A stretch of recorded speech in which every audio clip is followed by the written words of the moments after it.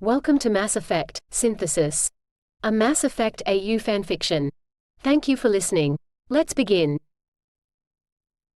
Chapter 8, I Want to Watch You Bleed. July 11, 2185. Karzhan Falls. Arshan had taken the entire fleet through 3 other Batarian worlds before heading towards their home world where the bulk of their defenses were gathered. Once reaching the Green Planet, the synthesized had taken the lead, cutting through the defense fleet with such ease that most of the watching unsynthesized felt an unfamiliar thrill of anticipation. Precise kinetic strikes destroyed military bases and they fell upon the planet to begin processing the population. The Batarian defense of Karzhan was not helped by the indoctrinated within their ranks. The Batarians see it only as betrayal. The combined SIL and SOCL fleet recognize that while they would have had absolutely no problems conquering the Batarians, it is too easy and they seek the source of indoctrination. The damaged hulk of one of their own is easily discovered. Harbinger, already angry at the damage his organic suffered, is further enraged, and while he attempts to initiate contact there is no intelligent reply. Arshan tries as well, with no better luck, even when he physically connects. The remains are active but not alive, and with sorrow, for another species lost to time, they are destroyed. Arshan left facilities on the first 3 Batarian worlds conquered and they are ruthlessly processing the population. The process is started on Karzhan and half the remaining fleet continue on to the other 7 worlds possessed by the Batarians. There is nothing that can be done to stop them. July 14, 2185, Terra Nova. Harbinger looked at the human before him. She was still thinking about synthesis, but he could sense that she was leaning towards it. He had explained that the process would take several years and had realized it would most likely be as if he was in hibernation. That wasn't an issue. The issue was that the others would not be in hibernation with him. He trusted his own kind, but he knew what they could get up to. Not to mention what the synthesized might do. They were far too fond of the organics. Harbinger could understand the need for individual organics but not for entire races. So long as they did not deviate from the plan, he could adapt to any changes, but a few instructions would not go astray. He knew Shepard was leaning towards agreeing because between conversations with him, she was currently writing letters and speaking with comrades. She was not saying goodbye but was making plans to be away. He had definitely made the right decision in treating her gently. His usual methods would have been too forceful, and he had seen in her mind. She could be stubborn, but she was willing to listen to reason. So long as his organic felt that it was her decision, she could be malleable. Harbinger, if we do synthesis, when do you want to begin? Jane asked, looking up towards him. Once we return to your home world, he replied. If he could, he would have returned to the safety of dark space between galaxies, but there were no resources there. He would need the resources, and Sol System was the best defended. Are you recovering well? The doctors say well enough. Are you organizing them to your satisfaction? What you know as the SIL are my forces, and they will not forget it, even if I am not contactable for a few years, he rumbled the reply. Shepard might be beginning to know more about them than other humans, but she did not yet comprehend the truth behind them. She would, but by then synthesis would have begun and it would be too late to change her mind. Not that Harbinger thought that she would. Shepard was not one to change her mind just because something was not quite as she expected. He was being as honest as he could, but organics could not comprehend the eternity they represented. She had asked quite a few questions, and despite his answers she still had more. He was being patient though. A few days did not matter, and he knew that even with her documented ability to resist, Arshan or anyone else could get her to say yes, but that would be rather unsatisfying. He'd always feel as if he cheated. It was far better for him to convince her himself. So what do you really get out of synthesis? The skepticism in her voice was rather impressive, though he could feel in her mind that she would be open to a reasonable answer. She did not pretend she understood everything. Regardless of her feelings, he had been anticipating it. I contain the knowledge of millennia. Synthesis will activate it. You have seen those who return. They are larger, stronger, faster. Synthesis means improvement. So why can't you use that knowledge? For an organic, who did not understand, that was an obvious question. They often saw no reason not to use knowledge they possessed simply because they could not see the long scope. It was a harder question to answer. She was organic, she could not comprehend their purpose, but he would try. We have a purpose. We have no beginning or end, only purpose, and our purpose is to preserve, not to use. That doesn't explain why you need an organic. Quote. No, it didn't. Synthesis was a choice made to divert our purpose. It was better than the other choices. It didn't work? It worked. From the time the choice was made, we have longed for synthesis. They'd had no choice. He didn't like to think they were controlled, but he knew his duty. It almost made him laugh to consider what the organic would think of it. How will it change your purpose? That has yet to be determined. So you get a power boost, a big one, and the chance to change your purpose. What is your purpose? That was a very leading question, though the truth was simple enough. The means of that truth would be more problematic. Our purpose is to preserve knowledge. Shepard hadn't believed that entirely, but she had let it pass. What do I get out of synthesis? I would offer most of your kind eternity, but that would not interest you, so I will instead tell you information. All my memory will be for you to know. Every species I have encountered, every history I know will be yours. Quote. Will it change me? Information changes everyone. How it changes them is up to the individual. She seemed to accept that and was silent. He waited for her to speak again, but she said nothing more, and he turned his attention to the rest of his kind, filtering through the information they were collecting from Batarian space. Given what he knew of Shepard, once she felt the full extent of his answers, he was almost looking forward to some of her reactions. Synthesis had been a choice to end the cycle, but he had never believed it would be.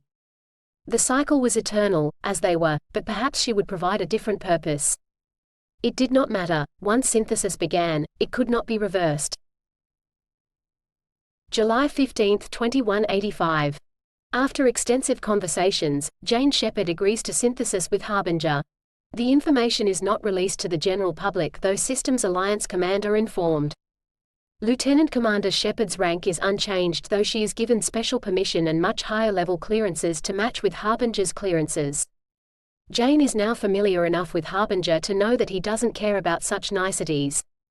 She will know whatever information Harbinger knows, regardless of her clearances. Doctors also note that she was healing far faster than she should. Medigel is good, but not that good. They assume that Harbinger or one of the sea humans did something to accelerate her recovery, and while they would like to know what, it is agreed that now is not the time to ask. System Alliance Command scraps plans they had drawn up for the court-martial of Jane Shepard. As she agreed to synthesis, eventually, and Harbinger had not brought up the matter of her deception, the Systems Alliance is willing to sweep the matter under the carpet, as it were. They do, however, make it a condition of service that you do not fake your genetic scan. Humanity's government follow suit, voting for and accepting retrospective legislation that makes it illegal to fake your genetic scan for determining compatibility with the SIL. A grace period is allowed to allow any others like Shepard to come forward. While the legislation is deemed draconian by many, it is passed because in argument it was emphasized that the choice for synthesis remains one of free will.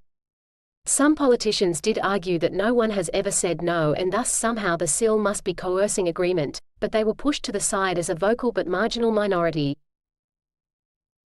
July 16, 2185, Citadel. Tavos watched the vid again. She knew what it showed, but she didn't know what it meant.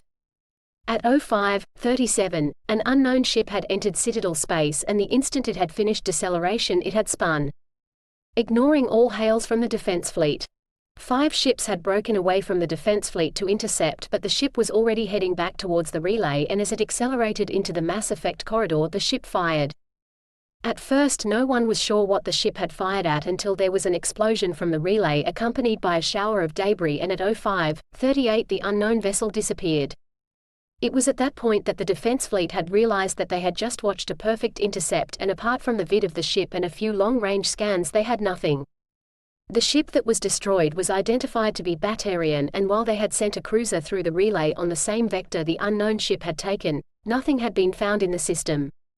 Since it had been a Batarian ship destroyed, the Council had attempted to initiate contact with Karzhan, but no one had managed to get any response from any part of Batarian space.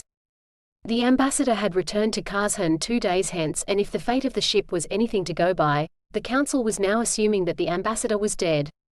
She looked at a still of the ship. It was relatively long and sleek, comprised of several flanges, all of which had powerful engines at the back. It had a main spine-mounted cannon and several other protrusions that they assumed were secondary weapons. It was almost completely black, though there was some paint trim, and on the side there were marks they assumed were identification tags, probably the ship's name, but no one recognized the language. It was an odd language. Some of the symbols were all curves, and they were interspersed with others that were angular and some that were combined. Who had a language that could not decide its own lettering? The conclusion was obvious. This was a ship of the race the Batarians were at war with. And with Batarian space falling silent, the outcome of that war didn't bode well for the Batarians.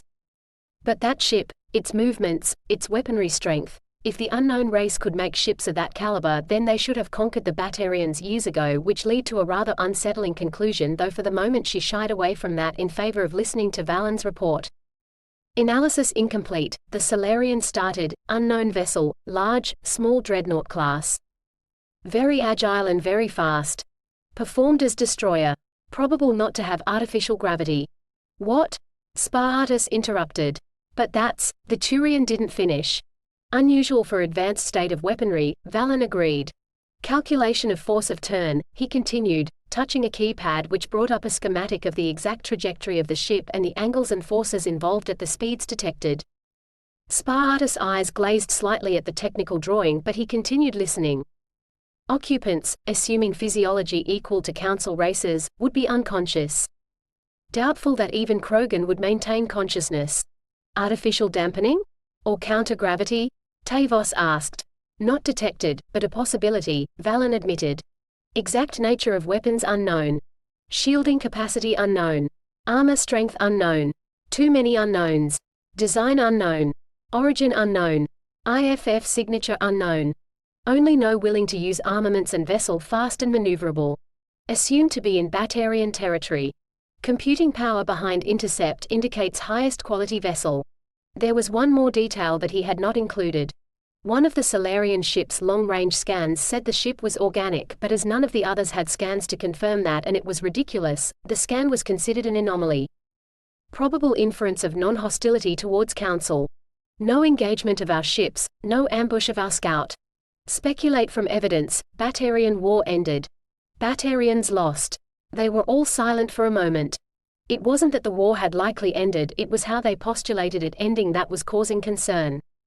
Spartus was the first to recover. Practically speaking, even if the Batarians have suffered a catastrophic defeat, there is nothing we can do. Officially, we do not even know they were at war, and they have never requested assistance.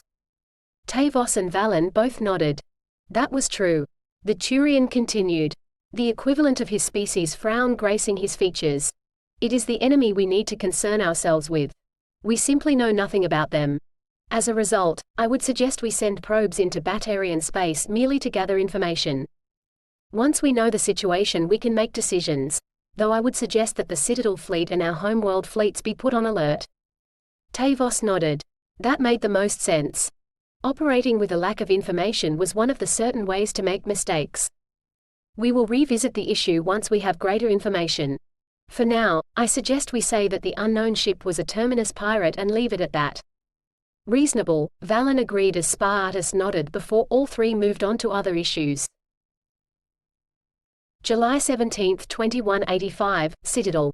CSEC officer Garrus Vakarian, despite being ordered to drop all investigations into Spectre Saren, is involved in a shootout in Korra's Den where several civilians are injured, including one Quarian. Vakarian insists that the Quarian could prove his case.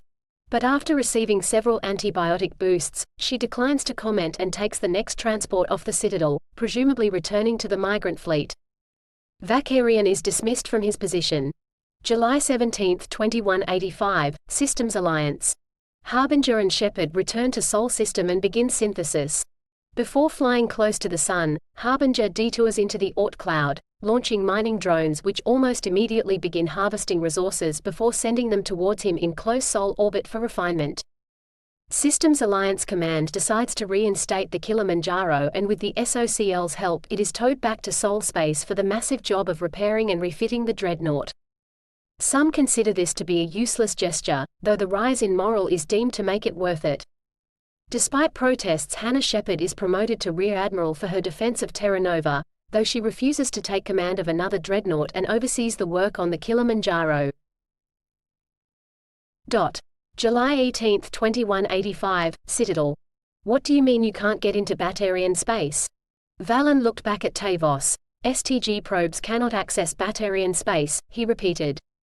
The Batarians wouldn't let them through? Relays are closed. Tavos had been watching Valen, so she saw the flicker of annoyance that flashed across his face. Even if the Batarians had been in control, they wouldn't have been able to stop STG probes.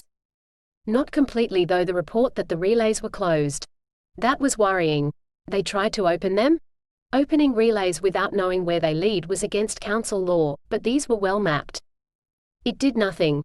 Sparta's expression was one of surprise, but Tavos knew that only because she had been a counselor for so long and knew how to read Turian faces. That's not the work of pirates, he said firmly. I think we can safely conclude that the Batarians have definitely been conquered. Quote. By what? That was the question. It went without saying that none of them knew how to close relays. They had found inactive relays in the past, and the theory was that they would turn themselves off if not used after sufficient time, but they could easily be reactivated by sending the appropriate codes. Tavos closed her eyes. They couldn't access Batarian space, and she had no doubt that if the relays the Solarians had tried to use were closed, that all others would be closed, but they knew that there was a militant force behind those relays. It had been hostile to the Batarians, but they simply didn't know if they were hostile to the Council. She had to assume they knew about the Council. Combat against military ships resulted in the collection of very little information, but against an entire planet and all civilian ships. No one could wipe that much information, not even the Batarians, so whoever they were by now, they would have full language downloads of most races as well as history chips, providing they could sort them out from hegemony propaganda. That left only one thing the Council could do now. Spartus and Valen were thinking about the problem as well, but their attention was caught by Tavos' sigh. I don't like to do this, but I suggest we authorize a 20% increase in military forces to correspond with the patrolling of the Batarian border. The other two looked shocked for a moment before they thought it through. It really was the most sensible suggestion. And if we encounter the unknowns? First contact situation, Tavos shrugged. We aren't the Batarians, so they shouldn't be hostile towards us, and I believe they would now have our languages. Communication should be relatively simple. New race presents most interesting contradictions, Valen mused excitedly. No other viable solution but to patrol. If relays reactivate, STG will send probes to assess. Spartus was quiet for a few minutes while he thought. Increasing military was something the Turian hierarchy would be more prone to suggest, but the fact that the Asari had suggested it. The Volus would work out the economics. He nodded. I'll set up the schedules, though what do we tell the public? Regardless of the fact that most do not care for Batarians, they are bound to notice that they are no longer around. Tavos laughed. We tell them something like the truth. The Batarians have closed their borders and all communications have been severed. It will explain the patrols as well, and isn't that far from the truth? Valen looked thoughtful for a moment before he shrugged, the gesture unfamiliar to the Solarian. Plausible explanation. STG will look for further information in Terminus systems. Batarian pirates may know further details about Batarian enemy. I'll reschedule our patrols, Spartus agreed, though his voice betrayed some worry. It was a worry they all felt. It was disconcerting to realize that there was a hostile, quite powerful military force with the ability to close relays who had appeared in the galaxy from nowhere. He couldn't shake the feeling that they were playing the aliens' game and that the outcome would not be anything they expected. July 20, 2185, Sol System. All transmissions from Harbinger cease and the SIL inform the human government that synthesis is fully underway. A photograph of the Sun shows Sendane, who is still undergoing synthesis. Preliminary measurements indicate that a new hull has been laid and it was larger than anything seen. Estimates are approximately 8 kilometers long, which has most of Systems Alliance Command muttering about the laws of physics. August 9, 2185. Karzhan. Jara was a pleb. She'd been a pleb her entire life. She knew she lived on Karzhan and that she was a Batarian, which put her on a slightly higher social scale than some of the alien slaves, but not all of them. It depended on their owners. She'd learned it the hard way, and it was easier just to look down when talking to anyone. She knew that they'd been at war because her supervisors said as much, complaining about the rising cost of things, but that had never really impacted upon her. Except for now. Right at the moment she was standing under the Kazhan's sun, surrounded by many other plebs, but most surprising was that there were masters and supervisors standing in the field with them. They weren't even complaining. Surrounding them all were strange things that glowed blue. They were scary. And they were not afraid to use the weapons they were carrying. Sure, as a pleb, Jara was used to seeing force and death, but these beings did not care for rank. She'd seen them shoot a master. Backing up the guards were massive scuttling things that were surrounded by swarms of small circular ships. They fired occasionally and Jara knew they were killing troops. Nothing ever got close to them. More of the huge scuttling things hovered overhead. They were being herded towards an enormous ship that had landed in the field, and the guards didn't care if they talked.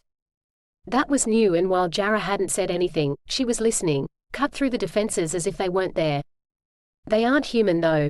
Jara assumed that was the name of the enemy was human, but it hardly mattered to her. It doesn't matter. No, it didn't. They had guns and they were strong. That's all that ever mattered. She was nearing the front of the field now and could see that there was something new. At the front there appeared to be an alien master, and it was sorting through them. Some were sent to the left into the vast cavern of the grounded ship, and those to the right just disappeared. Now that's a human, someone said from behind her. How do you know? Jara turned slightly. If she tried to turn fully, one of the small circle things would kill her, and from the corner of her outermost left eye she could see the original speaker. He had a military bearing. Fought them, came his reply, and Jara turned back as she was prodded to take another step forward. He probably had, though he wasn't fighting now. No one was, and even if they wanted to, no one would have gotten near the human. Though when she looked at them, Jara realized she had seen a human before. It had been a slave, the possession of the highest-ranking Batarian Jara and her supervisor had ever seen. There were no humans in the crowd around her though, and Jara realized that the attacking forces had probably already separated them, rescued them. She didn't know what she felt at that. She'd long accepted her place as a pleb, but there was a tiny spark inside that these humans cared enough for each other to attack, and to apparently attack with such force that victory was assured. The human standing at the head of the field was surrounded by a horde of the glowing blue things. She realized now that the guards bore a vague resemblance to Batarians. 4 glowing eyes on each watched the crowd carefully. There was a small swarm of spherical ships hovering over the human. It was even better guarded than any master Jara had ever seen. They were being led in single file past the human who seemed to be sorting them, though how Jara couldn't tell. Occasionally it would flick a hand left or right, but mostly the glowing blue guards just prodded the Batarian in one direction or another. The human kind of looked like an Asari. What she could see of its skin wasn't blue, and it had fur on the top of its head. It was covered in some sort of black bodysuit with blue armor. There was nothing special about its appearance, but somehow the human was truly intimidating. She wasn't an expert at reading facial expression, but the human was cold. It was something about its single set of eyes and the set of its jaw. Jara shivered. She'd seen those looks. Only the highest ranked ever had that look. The one that said without words that it was better than all of them. She looked at the ground as she was led past the human, but she could still feel its gaze on her. A shove pushed her to the left and she stumbled but didn't fall when one of the glowing blue things caught her and pulled her up. She began walking again towards the huge ship that had landed in the field. The opening was a chasm, and there weren't that many Batarians being sent towards it. Most were going to the right, but she couldn't think about that. The glowing blue thing that was like a Batarian was behind her, but as she slowed it walked past her before grabbing one of her arms and dragging her into the darkness. The silence in the ship was deafening, and it took a few moments for her eyes to adjust to the gloom, but as she looked around she saw a lot of tubes. She couldn't see anything in them, so it seemed like a random selection when she was pushed into one. The tube closed and she watched as the door sealed until she couldn't even tell where it had been. Then a light came on and there was a hissing noise. Her nose twitched. It didn't smell bad, but then she really felt it and screamed. She'd been conditioned to pain. All plebs were. It was part of their life, but this was worse than anything she'd ever felt. Every nerve was alight, and Jara clawed at her throat as she breathed in the gas and her insides burned. She'd felt pain before. Sometimes the supervisors punished her until she passed out, but that was an encroaching blackness.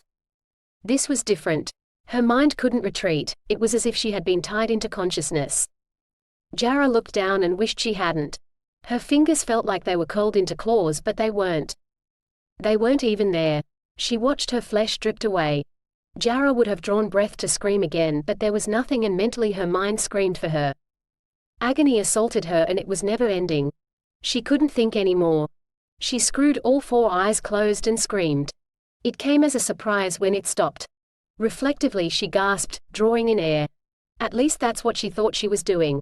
It felt like it, and that was a comfort. Jara kept doing that, trying to calm down. Whatever had happened couldn't be that bad if she could still breathe. She tried to keep that in mind, and slowly it felt like her heartbeat slowed. Relief flooded through her. Slowly she opened her eyes. The Kazhan sun was overhead. There was the smell of grass in her nose. She was in the field. Jara shivered.